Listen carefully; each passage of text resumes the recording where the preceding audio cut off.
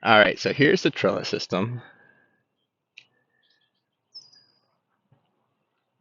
Back up a little bit. So what I did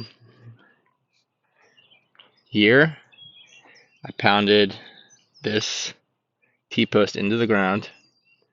It's a 6.5 foot T-post that I pounded about a foot in because I wanted this top wire to be at 5 foot. So pounding a little bit more than a foot, I guess. Math. And then I took the second T-post down at an angle. It's sharper than 45, but it's probably I don't know, 20-degree angle. Um, and it started up here and pounded it down so that it's at an angle, but now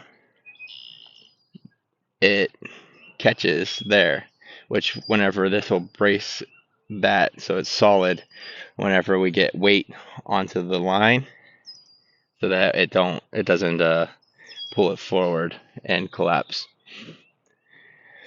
Then I got this, it's 3/32 wire. I put it on this tensioner. You just whenever it's loose you can rotate this, and then whenever it gets tighter you get a pair of pliers or a box wrench and you can tighten that up even more. So there's those. This top wire here is at 5 feet. The bottom wire is at 3 feet. That way, whenever I trellis, I can trellis one up at the 3 feet, one up at the 5 feet, depending upon how they're growing, and then it'll give me enough space that each plant is going to give me two, hopefully, if all is going according to plan. I have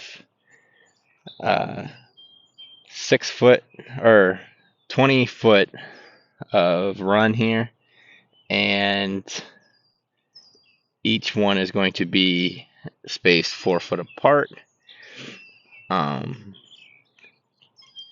And this can expand as everything grows because it's going to put off more of those primocanes every year, and so you can easily continue to spread this out. And then I did amend the soil. I used some peat humus to get that pH down to about 6.2 pH. I used it's a little stick in the ground, and it shows you what the pH is because they like a little bit more acidic of a soil. So I want to make sure to give them the best start that they can. And so that is our blackberry trellis system. The only other thing is over here. It's calling for rain today, so thankfully we can finally get some rain. It's been pretty dry. I've been keeping our cuttings, our propagated blackberries over here. Once I get into the ground, they'll spring right up.